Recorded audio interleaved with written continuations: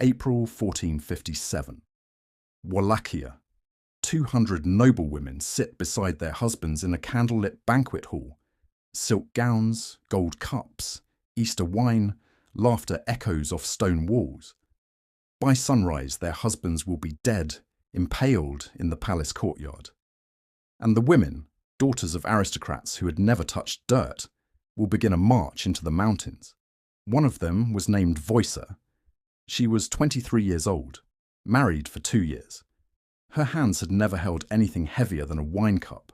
Within a week, those hands would be raw meat, nails torn away, skin split open, bone visible through flesh, as she dragged stones up a mountainside to build a fortress for the man who murdered her husband. She worked until her clothes rotted off her body, until there was nothing left to cover her, until she could no longer tell her own blood from the rock she carried. Voicer was one of 200. Most of them died on that mountain, and this was only the beginning. What Vlad Dracula did to women was not a side effect of war. It was policy. It was strategy. It was the message. He impaled mothers beside their daughters. He flayed wives alive for failing to sew a proper shirt. He turned female bodies into warnings so grotesque that the Sultan of the Ottoman Empire, the man who conquered Constantinople, took one look at Vlad's handiwork and turned his army around. Hollywood gave you a vampire who seduced women in castles. History gave you a ruler who destroyed them in public squares. This is what really happened. Not to Vlad. To them. To the women, history decided you should never know about. History remembers the monster. It forgets the victims. That's what we're here to fix. This is Hister 12. If you want to support the channel, like and subscribe so you don't miss what comes next. Now let's look at where this darkness came from and why Vlad believed that destroying women was the key to absolute power. Where did it begin? As a child, Vlad spent 6 years as a hostage in the Ottoman Empire. He watched, he learned. Terror was a tool, bodies were messages, and the fastest way to break a society was to break its women. When he returned to Wallachia, his father was dead. His older brother had been tortured, blinded, and buried alive, betrayed by the very nobles who swore loyalty to them. The boy who left never came back. What returned was a man who believed control of women meant control of everything, and that punishing women sent messages no one could ignore. So that is exactly what he did. Easter Sunday, 1457. The noble families of Wallachia gather at Vlad's palace for a feast. Boyars in their finest robes, their wives glittering with jewels, children laughing between courses. They think this is a celebration. They are wrong. Midway through the banquet, Vlad stands. He asks one question: how many princes have you known in your lifetime? Uneasy laughter ripples through the hall. Even the youngest noble has lived under 7 rulers. The oldest has witnessed 30, each one betrayed, each one murdered, each one replaced by another puppet. Vlad nods slowly. That, he says, is the problem. The doors slam shut. Guards flood the hall. Within minutes, the old boyars are dragged outside and impaled alive in the courtyard. Screams tear through the stone walls. Voicer hears her father-in-law begging for mercy. Then silence. But the younger nobles and their families are spared. Not forgiven, repurposed. Still wearing their Easter silk, the wives and daughters are chained together. Voicer feels iron bite into her wrists. And the death march begins. The rope bites so deep it breaks skin. A guard shoves her forward. She falls. The woman beside her hauls her up before the boots come again. They are forced to watch first. Vlad orders it. Their husbands are lifted onto stakes in the courtyard. Some die fast, most don't. Voicer finds him among the forest of bodies, impaled, gasping, still alive, still calling her name. She cannot reach him. She cannot turn away. Then the march begins, 50 miles north, through forest and mud, through cold rain. No food, no rest. Women who spent their lives cushioned in carriages now stumble barefoot over stone. Feet split, ankles twist, bodies fail. Some collapse before the first day is over. The guards do not slow, they do not stop. They drag the fallen. If you want it even harsher, more poetic, or more clinical and detached, tell me the direction and I'll sharpen it further. Here's a stronger, colder rewrite, leaning into inevitability and cruelty without softening anything. When dragging them slows the column, they are cut loose, left where they fall. The wolves finish what the guards won't waste time on. At last, the ruins of Poenari rise from the mountainside. Vlad is waiting. You will rebuild this fortress with your hands. According to the Cannacuzino Chronicle, they labour for months. Silk goes first, shredded by stone, soaked through with blood, rotted by rain. Then the underclothes follow. Soon there is nothing left to strip away. 200 noblewomen stand naked beneath sun and frost, hauling rock up a mountain with bare hands. Skin splits, nails tear loose. By the third day, Boya's hands burst open. By the second week, the pain is gone. Not because it heals, but because there is nothing left to feel. If you want this even more brutal, or want to heighten psychological horror over physical, I can push it further. The woman beside her, a countess who had never lifted more than a needle and thread, slips on the 12th day. She goes over the cliff without a sound. Her body smashes its way down the rocks. No one is permitted to stop. No one is permitted to look. The line keeps moving. At night they sleep on bare stone. No blankets, no shelter. They press together for warmth, stripped of rank and dignity, huddled like livestock. The mountain cold cuts straight through bone and bruised flesh. By morning, some do not wake.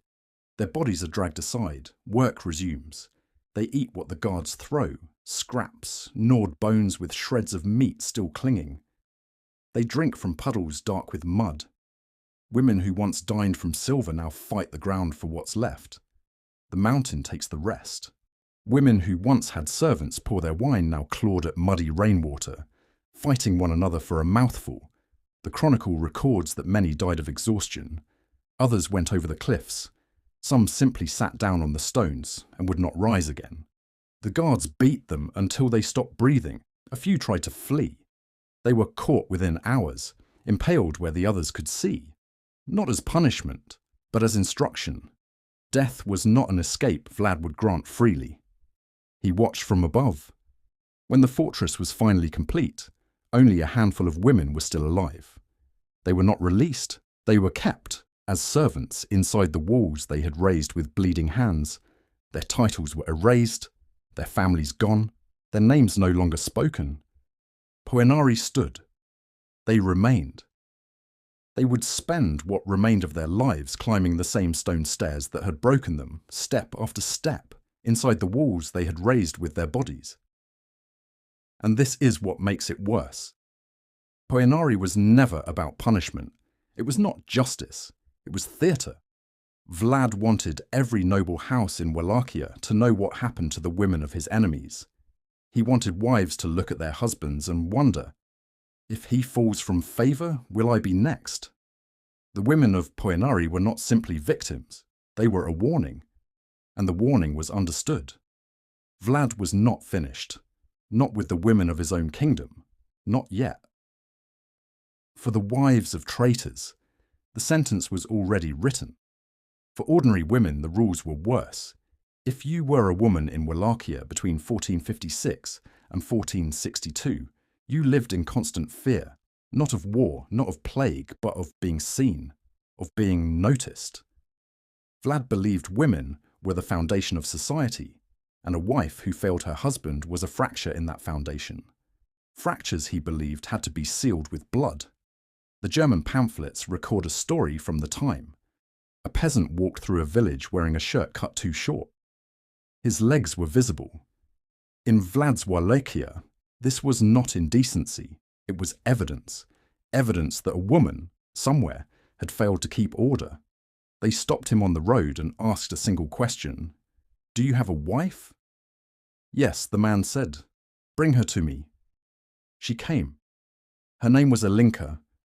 Her hands were thick and strong, hands shaped by years of labour, a lifetime of cooking, cleaning, hauling water, tending fields, raising children, sowing late when the light held. Vlad studied her the way he inspected livestock, without interest, without pity. "Why does your husband walk dressed like a beggar?" he asked. "Is there no flax in your house? Are your hands broken?" She tried to answer. The children needed care. The farm demanded work.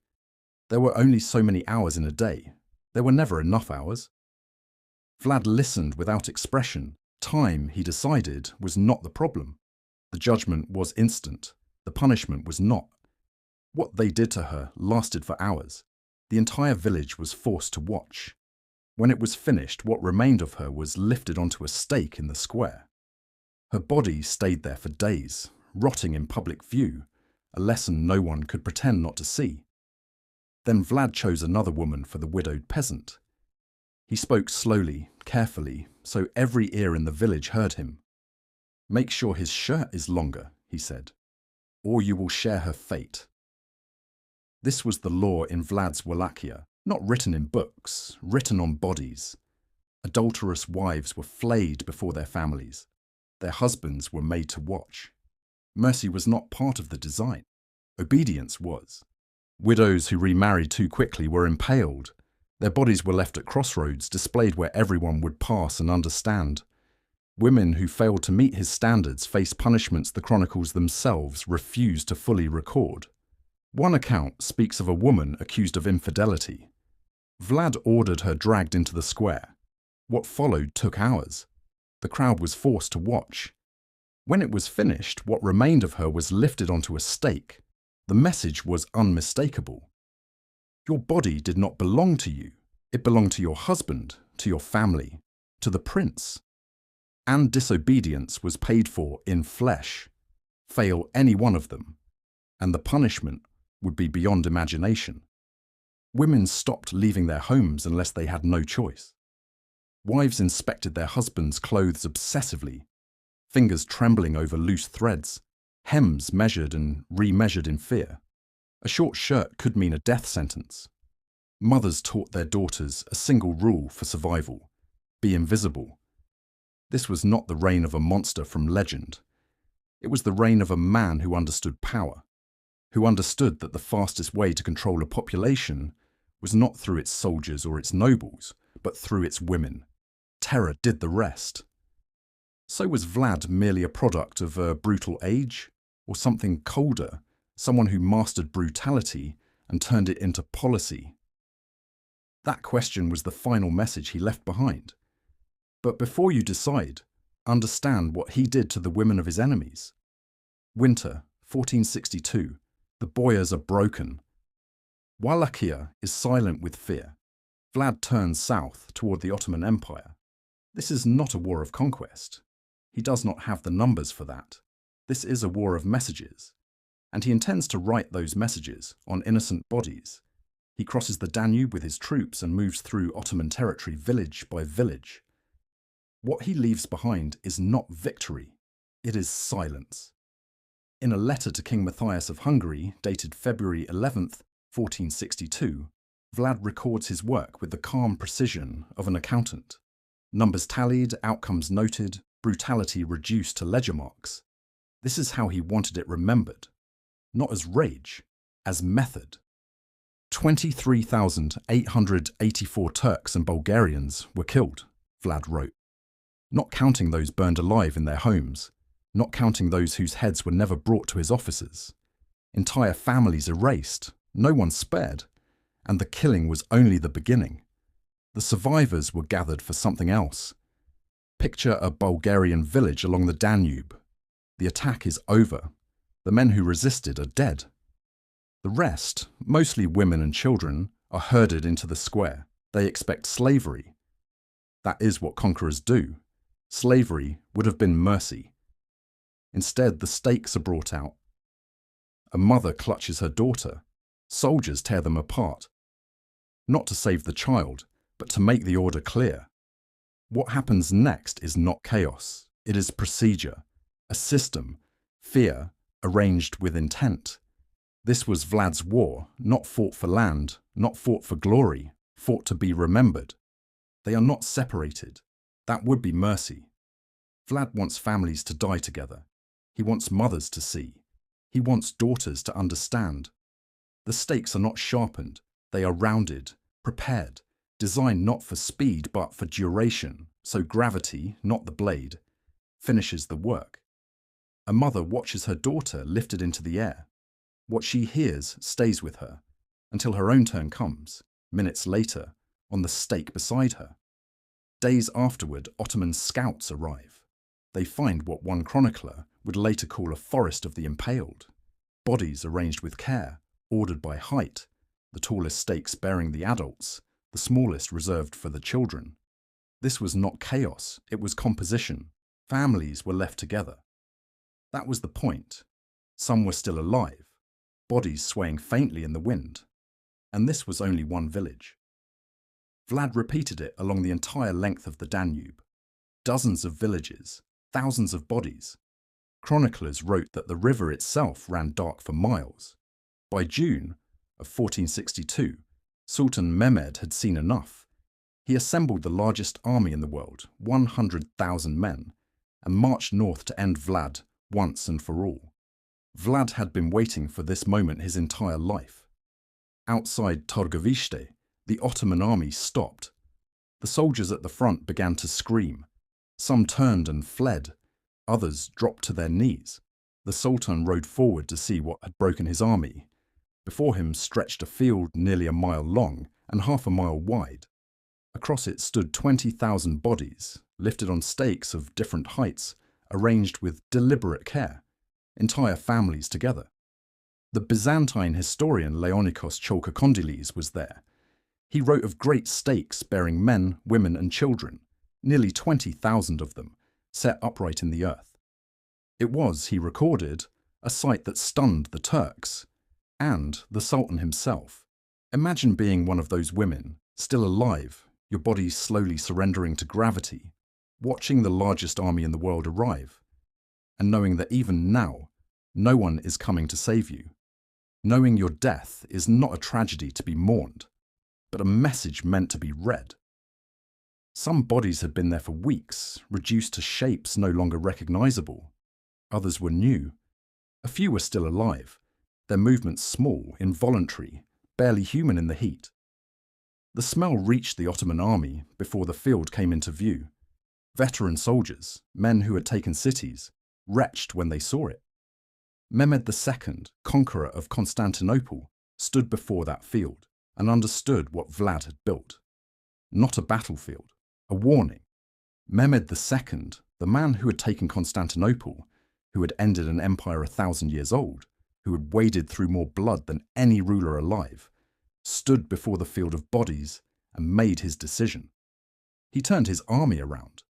According to the historian Leonikos Chalkokondyles, the Sultan said it was impossible to strip a country of a ruler capable of such deeds, of a man who could wield terror so completely against his own land and people. It was not admiration. It was surrender, spoken in the language of diplomacy. Vlad had won.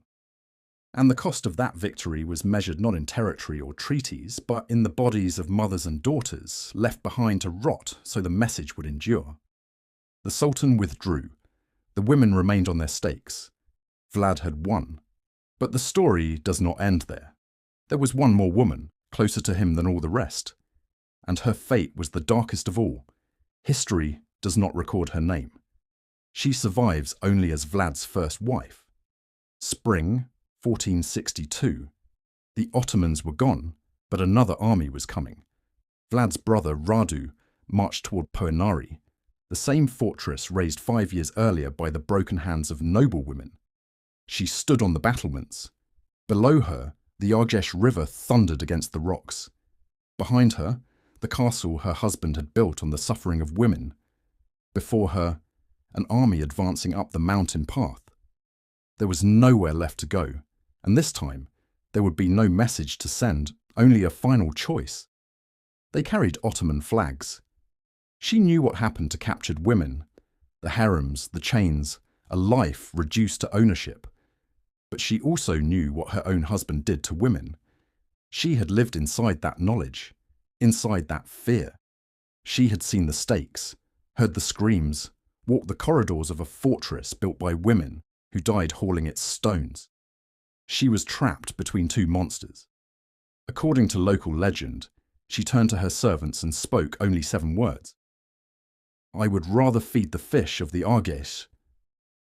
Then she stepped forward. Her body fell hundreds of feet into the river below, choosing the only freedom left to her. The water took her without a trace. Today, that river still bears her name, Rul Doamne, the Lady's River. Vlad escaped through a hidden passage. He would spend 12 years in a Hungarian prison, marry again and die in battle in 1476. His head was sent to Constantinople, where the Sultan displayed it on a stake. The man who ruled by the stake died by the stake. His wife had already escaped. In the only way left to her, Wojciech broke in building a castle until her hands were bone. Alinka destroyed for a shirt that was too short. Countesses dragged barefoot through mud. Mothers left on stakes so others would learn to obey. Their names fade. The violence is remembered. And that is the final cruelty of his reign. Thousands of nameless mothers were raised on stakes beside their daughters. And one woman, without even a name to keep, chose a river over 2 different versions of hell. These are the women of Vlad Dracula's reign. Not seduced, not bitten, not romanticized. Destroyed. Hollywood needed a monster you could desire, a villain made thrilling instead of horrifying. So they gave you capes and castles and immortality. The real Dracula offered none of that. He offered stakes. He offered screams. He offered women turned into parchment, messages written in blood, so fear would travel farther than armies ever could. That is the legacy, and it should never be mistaken for a legend. Here is the truth. History is often reluctant to sit with. It worked. For 6 years, a kingdom smaller than many modern cities held back the most powerful empire on earth. Not through diplomacy, not through brilliance on the battlefield, through cruelty, absolute, theatrical, and deliberately aimed at women and families, so extreme that even the Sultan recoiled from it. Vlad proved something dark about power, that there is a threshold of horror so overwhelming it begins to function as force. That terror, applied without limit, can become its own weapon.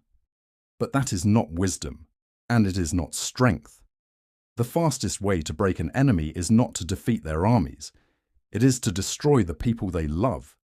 The question is not whether Vlad was evil.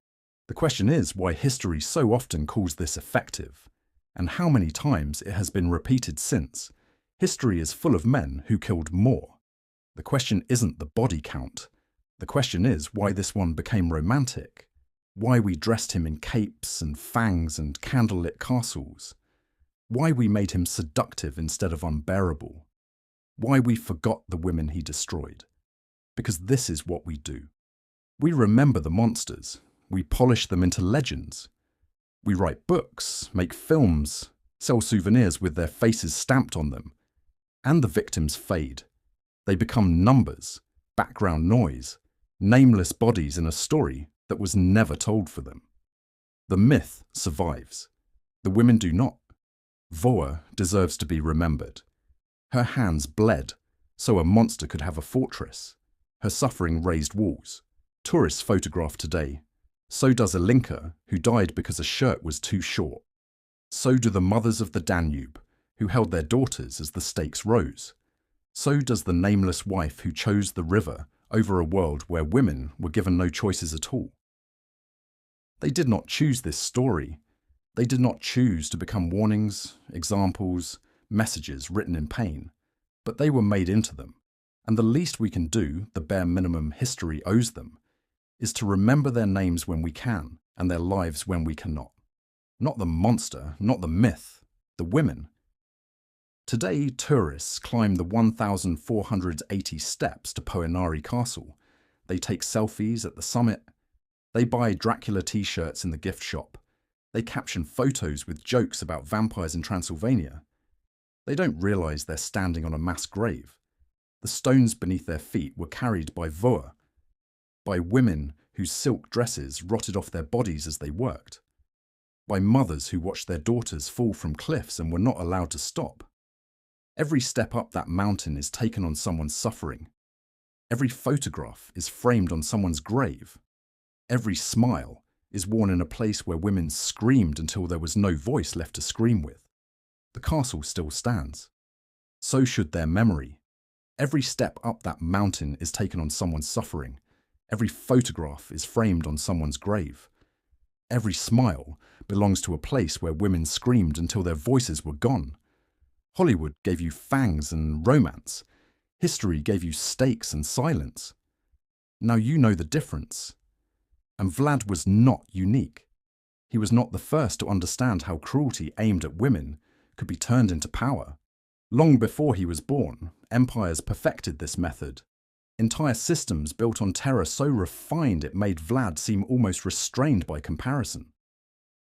What the Mongols did to Baghdad's royal family was not an atrocity meant only to punish. It was a message. That is the pattern history repeats, not just the violence, but the lesson rulers keep relearning, that if you want the world to listen, you don't have to conquer everyone. You only have to make an example of a few, and make sure the women pay the price. Thank you for watching.